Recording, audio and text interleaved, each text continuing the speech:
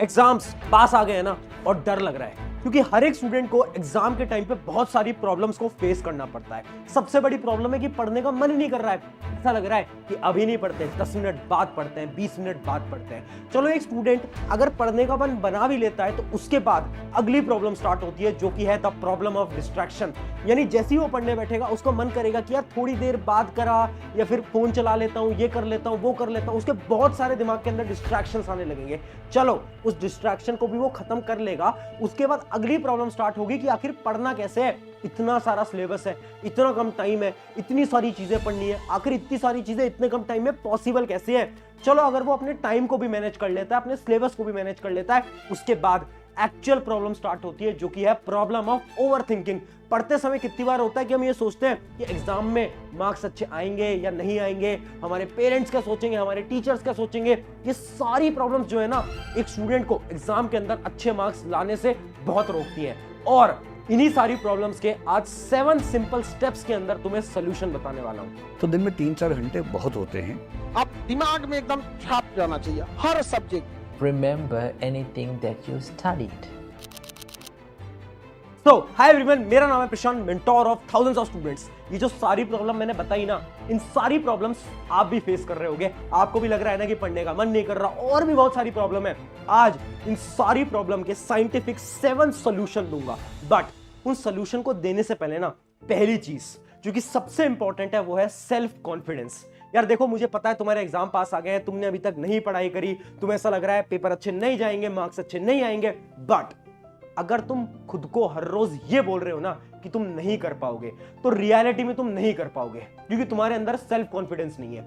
जीतता वही है जो कि अपने अंदर कॉन्फिडेंस रखता है। तो जो सेल्फ कॉन्फिडेंस है ना, वो तुम्हारे अंदर होना चाहिए। अगर वो नहीं रखोगे, नहीं हो पाएगा। तो पहली चीज याद रखो, कॉन्फिडेंस खुद के अंदर होना चाहिए। वो कैसे आएगा? वो आएगा जब तुम खुद से हर रोज बोलोगे कि हाँ, मैं कर सकता हूं, मैं कर सकती हूं। और यही कमेंट आज आप सभी को करना है इसी कमेंट सेक्शन के अंदर कि हाँ, मैं करूंगा या फिर मैं करूंगी। आई होप आपने अभी तक इस कमेंट को कर दिया होगा वीडियो पॉज करके। अब पूरी 7 टिप्स बताऊंगा, और उन टिप्स को बताता हूं एक सिंपल सी स्टोरी के साथ। ये स्टोरी है 2 स्टूडेंट्स की। एक था रोहन, एक था मोहन। ये जो रोहन था ना, ये हमेशा से टॉपर स्टूडेंट था। ये वो था जो कि बहुत अच्छे मार्क्स लेकर आता था, जबकि वो जो दूसरा स्टूडेंट था जो कि मोहन था ना, वो बैक बेंचर था।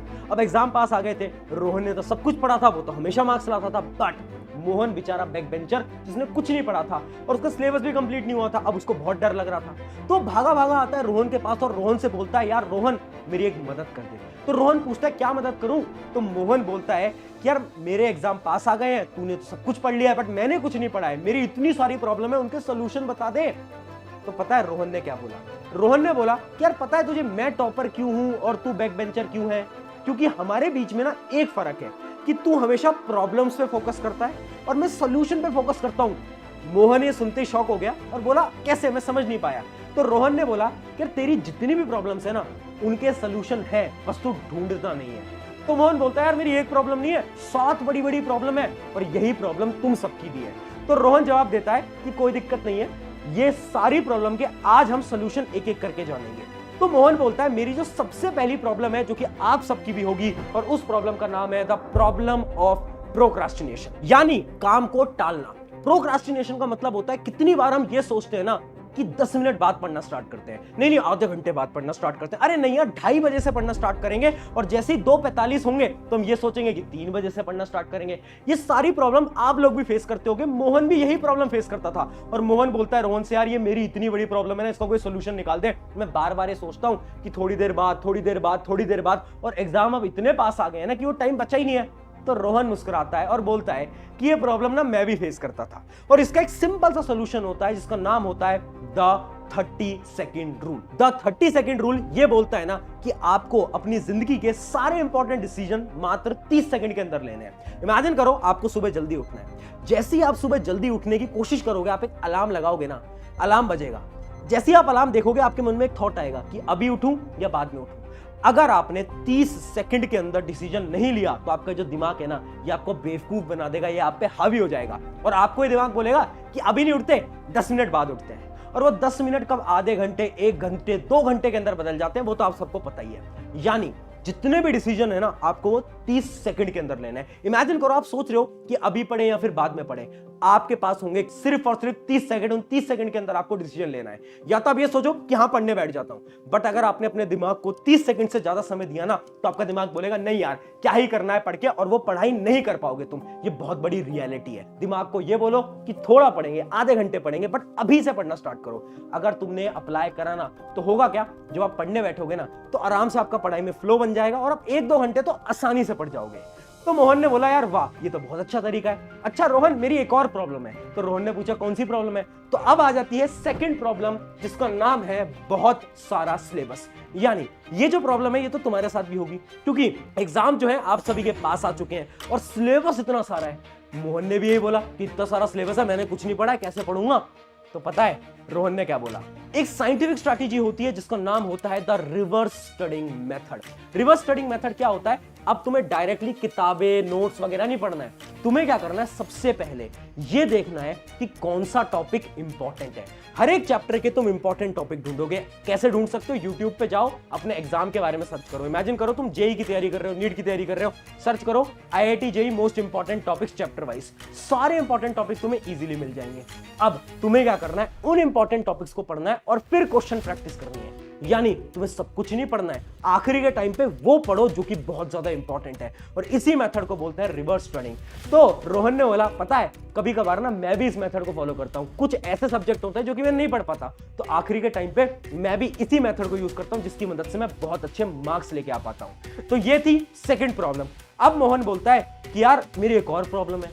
तो रोहन बोलता है बता यार, वो भी बता दे कौन सी प्रॉब्लम है। तो अब आ जाती है प्रॉब्लम नंबर 3, जिसका नाम है टाइम कहां है। तो जो आपका मोहन है ना, वो ये बोलता है कि ठीक है यार इतना सारा सिलेबस है, तेरी स्ट्रैटेजी से मैं उस सिलेबस को कंप्लीट करने की कोशिश करूंगा, बट टाइम कहां है? तुझे पता है मैं पढ़ने बैठता हूं ना, तो 2-2, 3-3 घंटे पढ़ लेता हूं, बट मेरा पढ़ाई पे फोकस ही नहीं लगता, कंसंट्रेशन नहीं लगता, टाइम ऐसे निकल रहा है ना कि पता ही नहीं चल रहा है। तो यहां पर एक बड़ी ही साइंटिफिक टेक्निक आती है जिसका नाम है वैदिक साइंस ऑफ 1 आवर रूल। यानी 1 आवर रूल क्या बोलता है? पुराने जमाने से, यानी वैदिक टाइम से, जब गुरुकुल टाइम चलता था ना, उस जमाने से इस टेक्निक को यूज किया जा रहा है। इस टेक्निक के अकॉर्डिंग ना आपको जब भी पढ़ना है ना, तो ये मत सोचो कि 3 घंटे पढ़ेंगे, 4 घंटे पढ़ेंगे, 5 घंटे, नहीं। आप एक टाइमर लगाओ, मात्र 1 से 2 घंटे का टाइमर लगाओ, और इस 1 से 2 घंटे के अंदर तुम्हारा सारा फोकस कहां होना चाहिए? सारा फोकस होना चाहिए पढ़ाई की तरफ। उन 1 से 2 घंटे के अंदर तुम्हें क्या करना है? तुम्हें सारी चीजों के डिस्ट्रैक्शंस को दूर रख देना है। तुम्हारा सारा फोकस होना चाहिए 1 घंटे की जोरदार पढ़ाई की तरफ। अगर आपने इसको फॉलो करा ना, 1 घंटे पढ़ लो, बस 1 घंटे, जरूरत नहीं है 3-3, 4-4 घंटे पढ़ने की। 1 घंटे पढ़ोगे, दिमाग सारी एनर्जी लगा देगा, उस 1 घंटे के अंदर तुम 3 घंटे की पढ़ाई कर जाओगे। और उसके बाद थोड़ा सा ब्रेक लो, वापस से 1 घंटे आओ, फिर ब्रेक लो, वापस से 1 घंटे आओ। तो 1-1 घंटे के स्लॉट्स बना दो, उसके अंदर ऐसी पढ़ाई करोगे 3 घंटे की पढ़ाई तुम एक बार में कर लो। इस टेक्निक की मदद से तुम्हारा कंसंट्रेशन भी नहीं हिलेगा। तो ये थी हमारी प्रॉब्लम नंबर 3 का भी सलूशन। अब मोहन खुश हो जाता है, बोलता है ये तो बहुत अच्छा तरीका है, इसको तो मैं जरूर अप्लाई करूंगा। अब ना मेरी एक और प्रॉब्लम है, जो कि है प्रॉब्लम नंबर 4, और उसका नाम है कहां से पढ़ा जाए? नोट से, बुक से, इतने सारे रिसोर्सेज है। तो पता है रोहन क्या जवाब देता है? रोहन बोलता है यार मोहन, तुझे वो स्ट्रैटेजी नहीं पता क्या? कौन सी स्ट्रैटेजी? RQR strategy.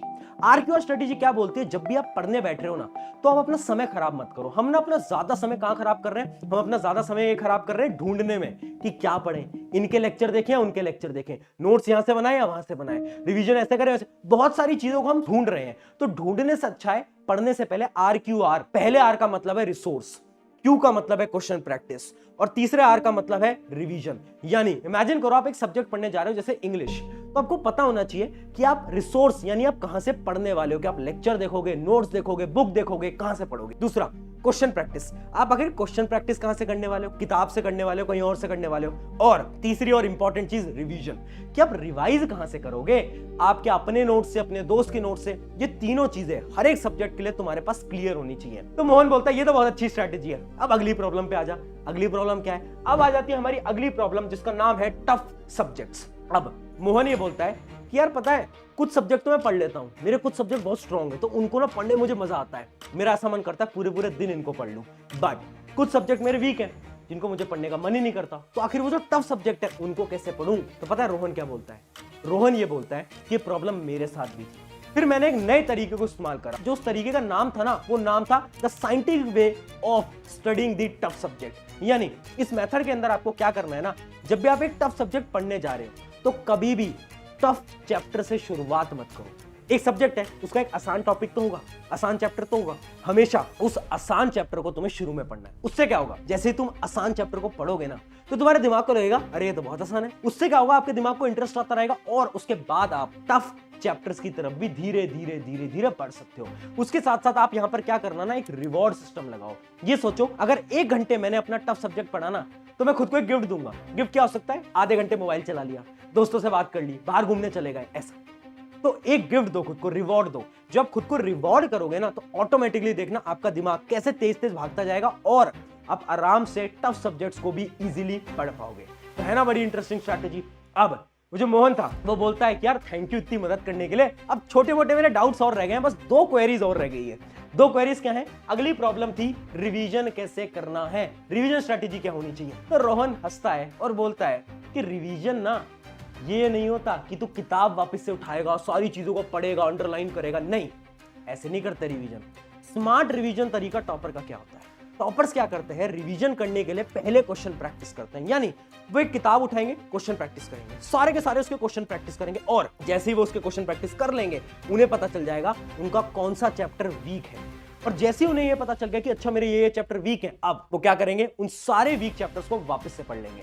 यानी उन्हें सब कुछ नहीं पढ़ना है, सारे चैप्टर रिवाइज नहीं करना है, उन्हें वो चैप्टर पढ़ने होते हैं जिनके क्वेश्चंस वो सॉल्व नहीं कर पाए। और यही होता है टॉपर का रिवीजन मेथड। तुम भी फॉलो करना, बहुत मदद होने वाली है। अब मोहन स्माइल करता है और बोलता है यार तूने मेरी सारी प्रॉब्लम खत्म कर दी, बस एक लास्ट प्रॉब्लम। और ये ना एक ऐसी प्रॉब्लम है जो कि तुम्हारी जिंदगी के अंदर भी सबसे बड़ी प्रॉब्लम है, और इस प्रॉब्लम का नाम है द प्रॉब्लम ऑफ ओवरथिंकिंग। यानी कितनी बार ऐसा होता है ना कि हम चीजों के बारे में बहुत कुछ सोचने लगते हैं। हम ये सोचते हैं कि हमारे पेरेंट्स क्या बोलेंगे, मार्क्स अच्छे नहीं आए तो क्या होगा, एग्जाम अच्छा नहीं हुआ तो क्या होगा। हम ओवरथिंक करने लगते हैं। इस चीज को ना मैं तुम्हें एक सिंपल सी कहानी से समझाता हूं। इमेजिन करो, एक लड़का था जो कि रोड क्रॉस नहीं कर पाता। क्यों? क्योंकि उसे डर लगता था। वो ये सोचता था कि यार अगर रोड से मेरा एक्सीडेंट हो गया तो, किसी गाड़ी ने मुझे टक्कर मार दी तो अब क्या होगा मेरा।